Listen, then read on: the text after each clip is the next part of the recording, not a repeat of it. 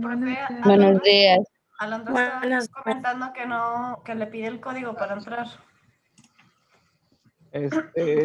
Si le cliqueo ahí, nada más es cliquearle y ya la manda directo.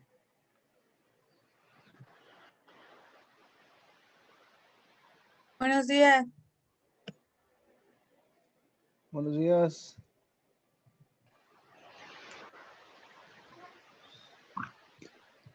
A ver.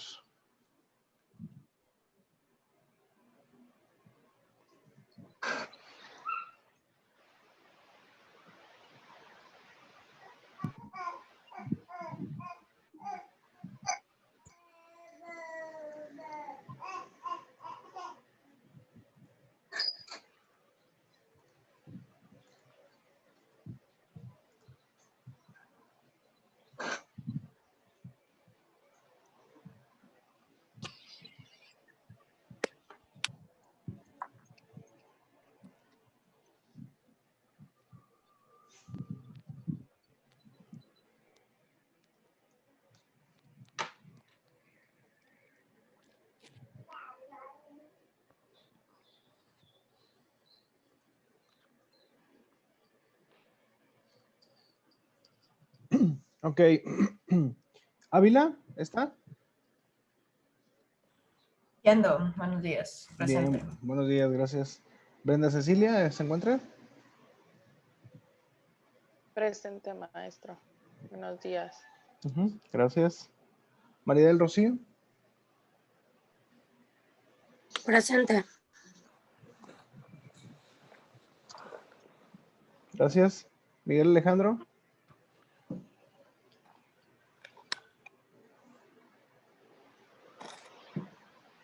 ¿No está Miguel Alejandro? ¿Solamente no entra en mi clase o también a las demás clases no ha entrado? ¿No saben?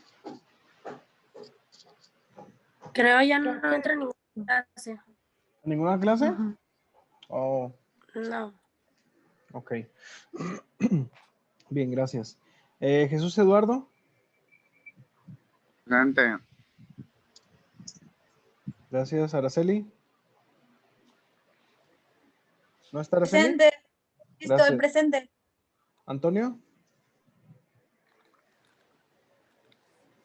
¿No está Antonio? ¿Yunuen? ¿Tampoco está Yunuen? Presente. Gracias, compañera. Presente. Gracias, compañera. ¿Misael? Sí, con la... Presente. Gracias. ¿Angelina? Yo presente. Gracias, compañera. ¿Norceli? Presente. Gracias. ¿Montserrat? Maestro, Oh, dígame. me comentó a Cecilia Montserrat que muy probablemente no se pueda conectar porque no hay señal en Piguamo. Ah, ok. Estamos fallando desde anoche. Ah, muy bien. Sale, vale. Gracias por el dato, compañero. No, gracias a usted. Alma Isabel. Presente. Gracias. Naidelín.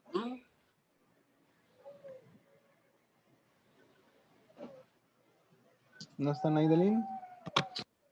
Alondra. Presente, buenos días. Buenos días. Gracias. Guadalupe. Mancilla. Presente. Gracias. Marina Cepeda.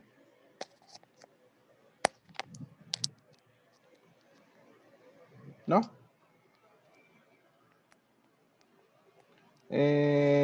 Ginette, ¿está con nosotros? ¿No está Ginette? Barreto.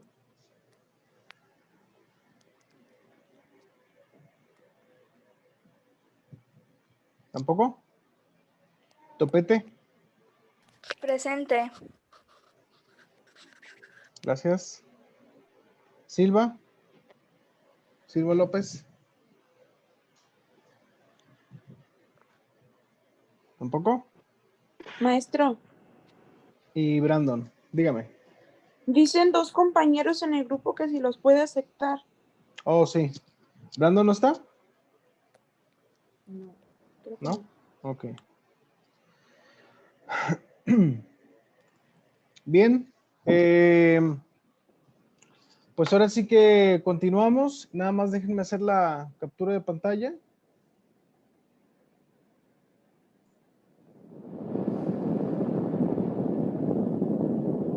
Hay que abrir todos la cámara, de favor.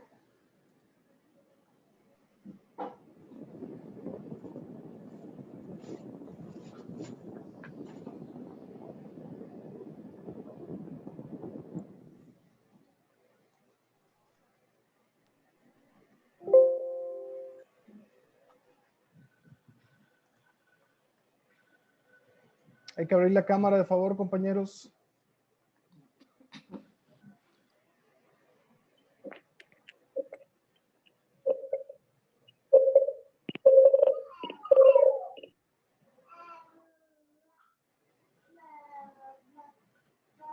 Compañero Brandon, hay que abrir la cámara, de favor. Compañera Ashley.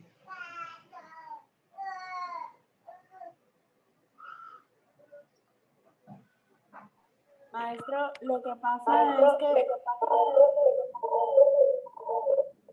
en mi computadora se escucha mucho mejor. Entonces, no. Pero sí está prendida la cámara. Ok. No, yo sí la veo, compañera.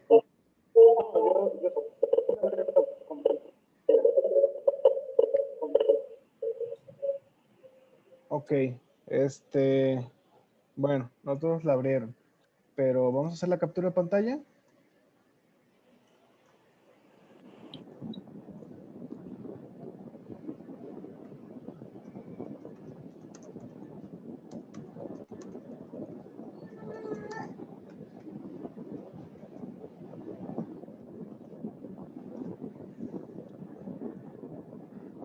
Bien, jóvenes.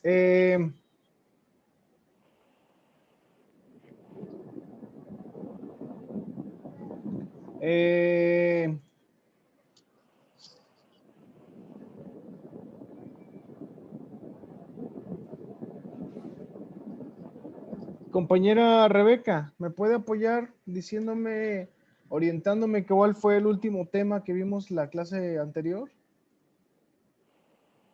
Estábamos hablando sobre, bueno, yo en mis apuntes, lo último que puse fue sobre el conocimiento de acuerdo con Sócrates, que daba 2 pasos para encontrar el camino hacia el conocimiento. En ese fue el último que nos quedamos. Ok. Ya habíamos visto también la cuestión del antirrelativismo, ¿verdad? Creo que sí. Ok. Espérame. Ok. Gracias, compañera Rebeca. Compañera Alma Isabel, ¿me puede orientar acerca del antirrelativismo? ¿Qué es lo que decía Sócrates respecto a eso? Dice que figuraba como fruto de la diversidad de opiniones que da derecho a creer a que todos, a creer que su parecer, el parecer de cada uno de las personas vale igual y que plantea la pérdida de valores. Algo así. Bien. Bueno, la En pérdida de pocas valor. palabras, Dígame. creo que en sí, en pocas palabras, era como que respetar la opinión de cada una de las personas. Bien, compañera. Gracias. Rebeca es la compañera anterior que participó anterior. Sí. Eduardo. ¿Anda por aquí, Eduardo? Manda. Compañero, ¿me puede orientar acerca de a qué se refería Sócrates con la inducción mayéutica? Voy.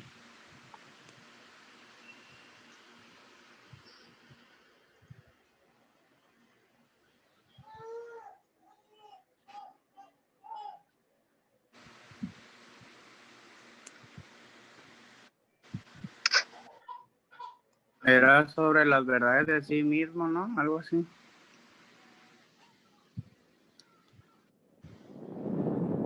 Tenía ahí en específico 2 pasos que nos mencionaba para encontrar una verdad.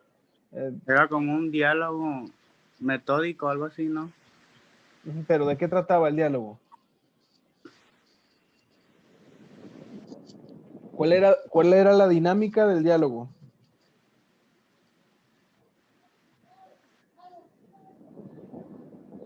Yo, maestro.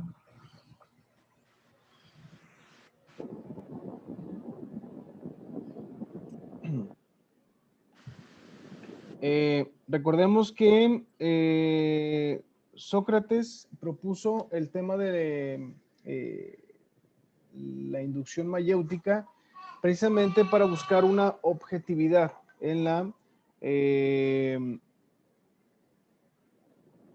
filosofía, ¿sí? Como no había ciencia, el tema de la mayéutica era un tema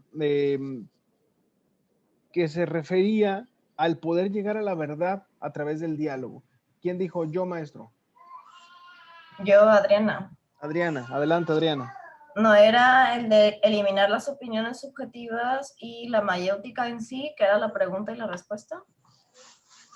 Es correcto. ¿Era la pregunta y la respuesta? Bueno, sigue siendo la pregunta y la respuesta, pero es bajo un método inducido, ¿sí? O sea, no es como me preguntas y me respondes nada más, ¿no? O sea, Maestro, a ver, dígame. es el método que trabajaba a base de preguntas. Si yo tengo una duda, le pregunto a usted y usted me responde, pero me hace otra pregunta acerca del tema y lo vamos desarrollando.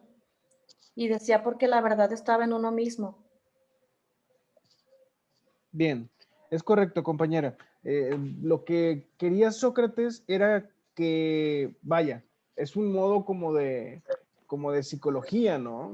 Dicen que ir al psicólogo, el psicólogo no va a arreglar tus problemas, ¿no? Lo vas a arreglar tú, porque él te va a inducir a que tú llegues a un razonamiento objetivo de acuerdo a la problemática que tú tengas, ¿no? Unas personas tardan un poco más, unas personas tardan un poco menos en llegar como a ese punto objetivo que les ayude a resolver su conflicto, ¿no? O su problemática principal. Era lo mismo aquí con Sócrates, ¿no? Hacía una especie como de pimponeo de ideas, como de terapia, como de pregunta, como para llegar a la raíz de las cosas, ¿sí? Precisamente. Era así la dinámica, ¿no? Gracias, compañera Londra. Pero también vimos que hay 2 pasos ahí para llegar a, que eran como el camino hacia el conocimiento, ¿no? Por ejemplo, ahí Rocío, ¿me puede echar la mano con esos 2 pasos? ¿Qué decían esos 2 pasos? ¿Se acuerda?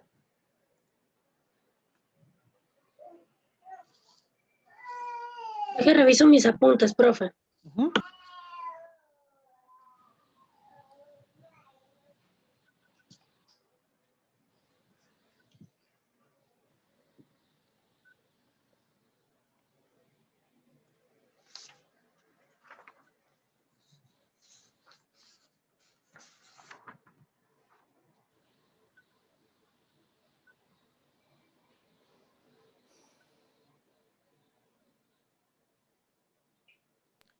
Profe, no lo anoté y no lo recuerdo. Ok. Creo que no alcanzamos. Se terminó la clase y no alcanzamos a anotar esos pasos. Yo sí los tengo. Sí. Yo los tengo, maestro. A ver, la primera persona que dijo yo los tengo. Ok, yo, Alma. Alma. Decía eliminar opiniones que son relativas a través de la ironía, y el segundo era aspirar a conocer la verdad absoluta eliminando prejuicios. Gracias, compañera. Efectivamente, ¿no? Decía Sócrates, una vez limpia la mente de erróneos prejuicios y de falsas opiniones, ya se puede aspirar a conocer la verdad absoluta, ¿no? Obviamente, la verdad absoluta va a ser de acuerdo a la circunstancia y de acuerdo como a la perspectiva de las personas en cuestión, ¿no? No puede haber vaya, una verdad absoluta, ¿no? Mundial, no universal. O sea, va a ser verdad absoluta de acuerdo a, vaya, la situación que exista en ese momento. ¿Sale? Bien, compañeros, muchas gracias. Ya teniendo este preámbulo, vamos entonces a continuar con la clase. Vimos ya la inducción mayéutica, vimos también un poco de Platón, ¿o no vimos a Platón?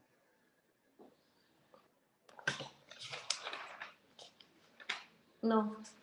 No, no lo vimos. No vimos a Platón. No, de Platón no, fue de Sócrates. Yo como que recuerdo que sí. Bueno, de todas maneras, Platón, pues principalmente, como lo ubican a Platón, recordemos que es uno de los principales discípulos de Sócrates, ¿no?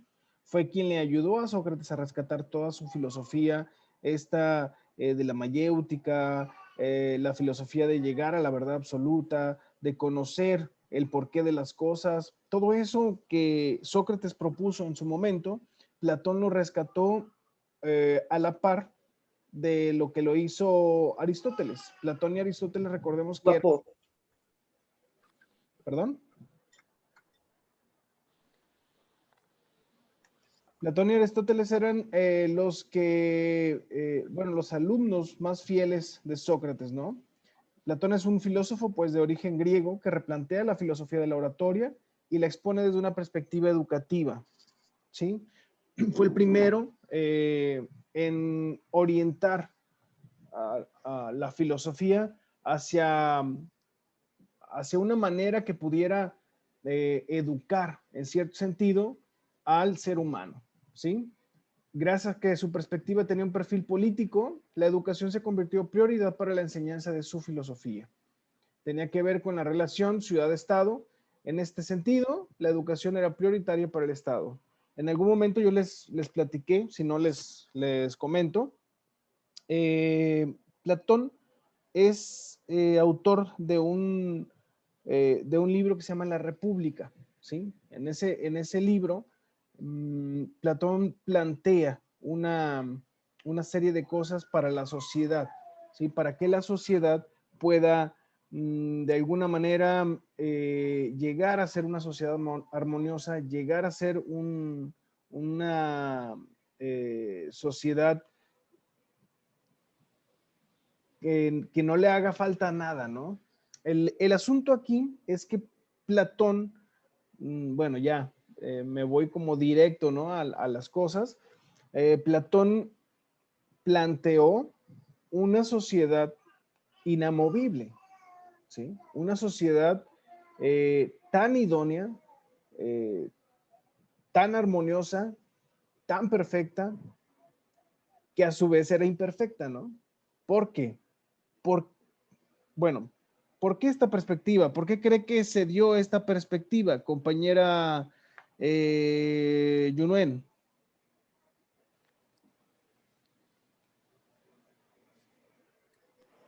No sé, yo creo que era para poner a pensar a todos los demás, ¿no? Para que se empezaran a comenzar a ser más juiciosos.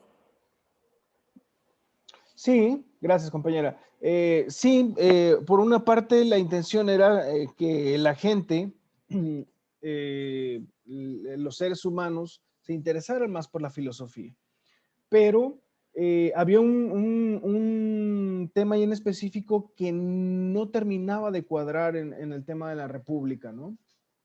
Que era, como nosotros conocemos la sociedad, tenemos un concepto, una significación acerca de este término, en el cual nosotros concebimos a una sociedad en constante cambio, ¿sí? Ahora con nosotros, como por ejemplo con el tema de la virtualidad, con el tema de todo lo digital, que ya todo, hasta los negocios se están mudando al tema digital, concebimos una sociedad cambiante, una sociedad que cambia en su estructura, que cambia en su pensamiento, que cambia en su dinámica social, ¿sí? Que cambia a lo mejor en sus métodos de aprendizaje. Sin embargo, Platón no lo concebía de esa manera, ¿sí? Lo concebía, sí, todo excelente, pero situaba a la sociedad idónea en un sitio inamovible, ¿no?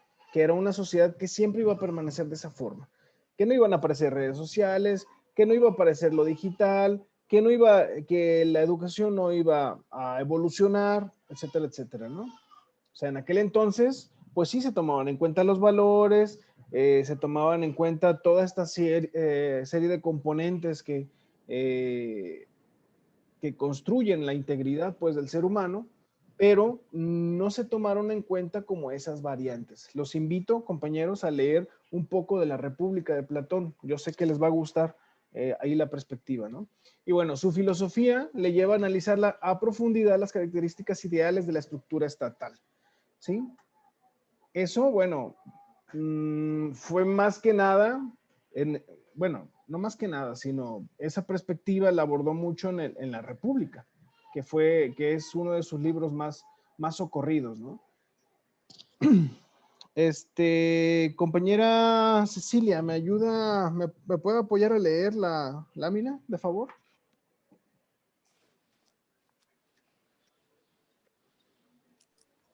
Ceja López, Cecilia.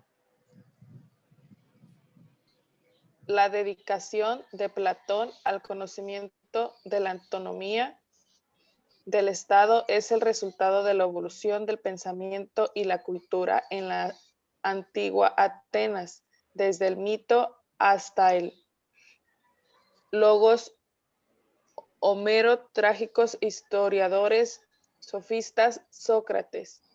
En esta línea de pensamiento, Platón diseña un Estado utópico, ya que no da margen al error. Este diseño de pensamiento respecto a la funcionalidad del Estado fue modelo posteriormente para la construcción de estados reales. Llegó a la conclusión de que el Estado es el más importante de las instituciones sociales. Instruye que el Estado es el instrumento de dominio de unas clases sobre otras. Es por esto que Platón le dedica su pensamiento y filosofía a determinar cómo debe funcionar ese Estado. Gracias. Primeramente, compañeros y compañeras, ¿a qué nos referimos cuando habla de Estado? Cuando Platón habla de Estado, por ejemplo. Como para ir contextualizando, ¿no? Esta filosofía platónica. ¿Alguien que se quiera aventurar?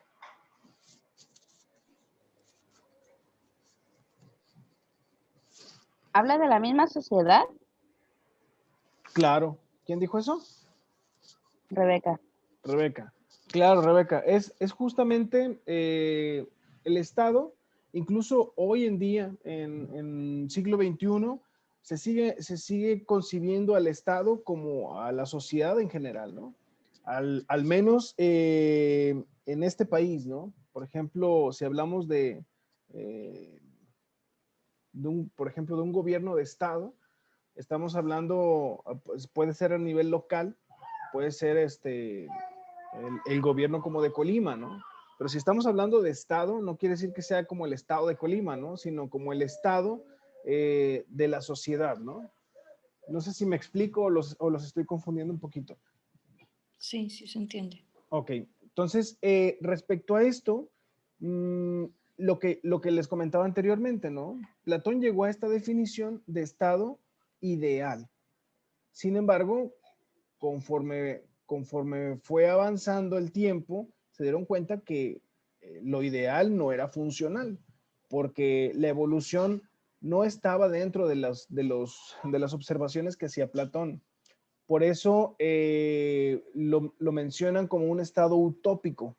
¿Alguien que se aventure a comentarme a qué se refiere con utópico? Era Pues que tratarlo no, como un proyecto. que es como lo que debería de, se me fue la palabra, lo que todos deberíamos de aspirar, que no se va a realizar, pero que todos deberíamos de aspirar a realizarlo. Y algo que no se va a realizar, algo que va a ser imposible de llegar a realizar. Es correcto. Yo, maestro. Ajá, dígame. Oh, Díganos.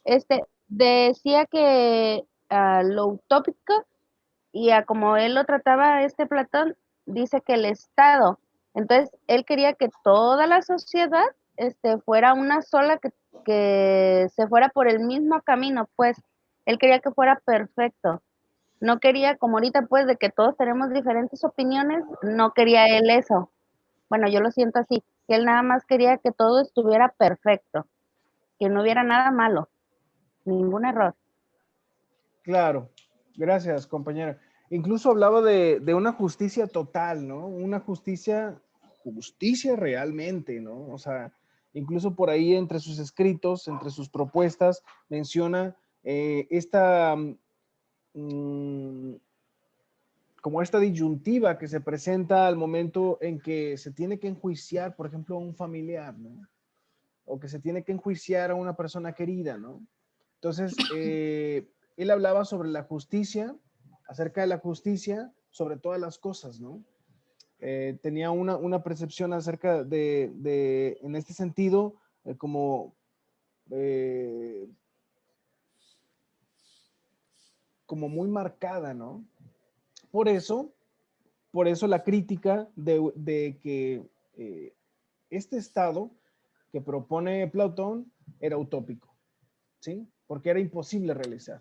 Era, vaya, es un estado que plantea perfecto, así como lo dice la compañera, ¿no?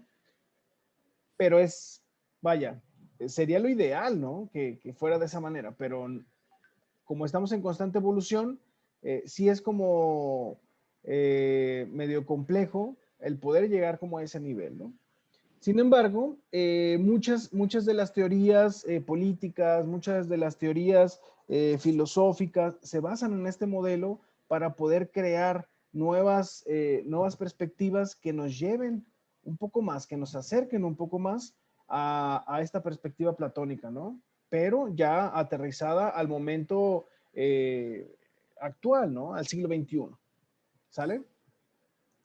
Y bueno, también, pues la filosofía platónica no solo era descrita perfecta, sino que era considerada, pues, inalcanzable, ¿no?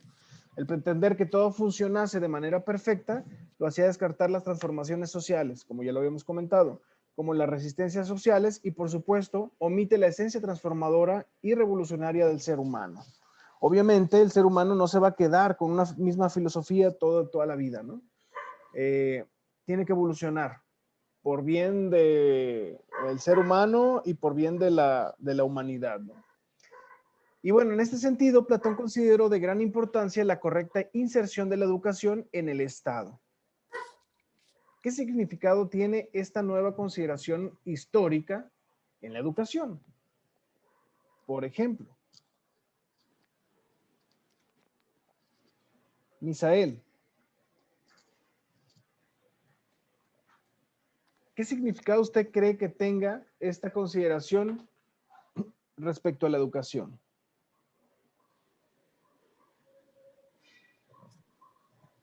Bien, si hablamos que la filosofía platónica, pues, era descrita como perfecta, algo inalcanzable, bueno, creo que hablamos mucho de evolución, ¿no? Todo va evolucionando conforme pasa el tiempo y pues ahora, tantas opiniones que surgen, pues ya creo que esta consideración histórica pues ha quedado un poco atrás, ya que en ese entonces era lo único que quería que se conociera en el Estado, algo único para todos, y ahora pues ya es todo lo contrario.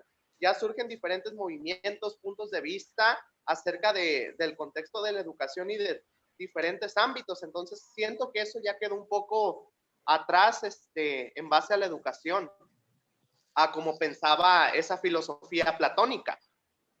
Claro. Gracias, compañero Misael. Efectivamente, bueno, gran parte de lo que dice el compañero, pues sí, es verdad, ¿no? Este tema de la evolución ha sido una constante desde el inicio de la humanidad hasta hoy, ¿no? Sin embargo, pues en ese entonces era importante plantear toda esta serie o replantear, por así decirlo, la filosofía, pero ya al interior de la educación, tratar de que la filosofía permeara como en el aparato cognitivo del ser humano, para poder entender diferentes cosas, ¿sí? Y bueno, ¿y de dónde nace la educación? Pues según Platón, de la mímesis intuitiva, es decir, de observar el cómo lo realizan los otros. Una mímesis, estamos hablando de una imitación, ¿sí? Por ejemplo, uno llega a aprender algún oficio o algún, no sé, ¿no? Alguna actividad o alguna dinámica, no solamente con la teoría, sino también con la práctica. Es más, incluso es más importante la práctica que la teoría, ¿sí? Porque la teoría te puede mencionar una serie de pasos, pero en la práctica tu contexto puede ser tan diferente que esa serie de pasos pueda que deban ser modificados, ¿sí? Entonces, a través tú, como ser humano, de la observación y ver cómo se realiza dicha actividad, es como se va a aprender en este sentido, ¿no? A eso se refiere la mímesis, al aprender a través de la observación y de la imitación, ¿sale? Entonces, a partir de esto, pues la aparición de las primeras clases sociales fueron determinantes para la dinámica social. Y hasta hoy en día, ¿no? Siglo XXI, las clases sociales permanecen, ¿sí? Y con esto, pues la división social del trabajo se hizo presente. Entonces, la educación comienza a formar parte de la práctica social. Súper importante el que se tomen en cuenta las clases sociales o que las clases sociales empiecen a dividir a la humanidad. Vaya, en cierto sentido, ¿no? Porque también podemos decir que todos vivimos en armonía. Sin embargo, no podemos decir que no existen las clases sociales, porque existen. ¿Sale? Bueno, entonces a partir de esto, la educación pues debe funcionar como un sistema que debe estar al servicio del Estado. En eso creo que estamos de acuerdo, ¿no? Y por eso, de alguna manera, estamos nosotros profesionalizándonos en el tema educativo, ¿sí? Porque creemos que la educación puede transformar no solamente al ser humano, sino a la sociedad en general, ¿no? El poder plantear ideas, el poder discutirlas, el poder debatir, el poder generar perspectivas y compartirlas, pues hace más funcional a una sociedad, ¿sí? Y bueno, la educación tendrá que formar, pues, ciudadanos adaptados al Estado, como dice en el libro de la República, ¿sí? Por eso no puede estar en manos de cualquiera, debe estar únicamente en manos de los dirigentes, y los dirigentes deberán ser los mejores ciudadanos del Estado, ¿sí? En este caso, ¿quiénes van a ser los dirigentes? ¿A quién nos referimos con los dirigentes, por ejemplo? Si lo ubicamos... ¿Los maestros? ¿A los maestros? A los maestros. Los maestros serían como los expertos, ¿no? En educación, por así decirlo. ¿Serían los gobernantes, profesor? Es correcto, ¿no? O sea, la gente que está a cargo de un liderazgo social, como por ejemplo... Por ejemplo, a nivel municipal serían los regidores y el presidente municipal. A nivel estado sería la Cámara del Estado, de los diputados locales, y a nivel federal, pues el Ejecutivo y la Cámara de Diputados y Senadores. Es correcto, ¿no? Vaya, son órdenes de gobierno que ya están súper establecidos, que ya tenemos conocimiento de ello y que de alguna manera hacen que la sociedad funcione, ¿no? Por ejemplo, nosotros tenemos los 3 órdenes de gobierno, ¿no? En este caso, Platón plantea que los dirigentes sean expertos en educación, ¿sí? Porque solamente la gente educada son los que van a tomar las mejores decisiones, ¿sí? Esa es como la idea, la perspectiva que formula Platón en la República, ¿sí? Y bueno, no estaba como tan alejado de la verdad, ¿no? El tema de que una persona preparada, ya no hablemos como de maestros, ¿no? Sino una persona que realmente se preparó para ser un líder social, que realmente tiene las bases o tiene el conocimiento o de alguna manera ha sabido dirigirse con humildad, con respeto hacia los demás, etcétera, etcétera, pues tiene más posibilidad de ser empático, de llegar a ser solidario con la sociedad, de poder de alguna manera resolver problemáticas sociales que una persona que no tiene ni idea de cómo se maneja un Estado, ¿no? Entonces, pues bueno, esa es la propuesta de Platón, ¿no? Por ella se va a acabar la sesión. Ahorita si se corta, les mando el link nuevamente, ¿sale? Y bueno, las bases de la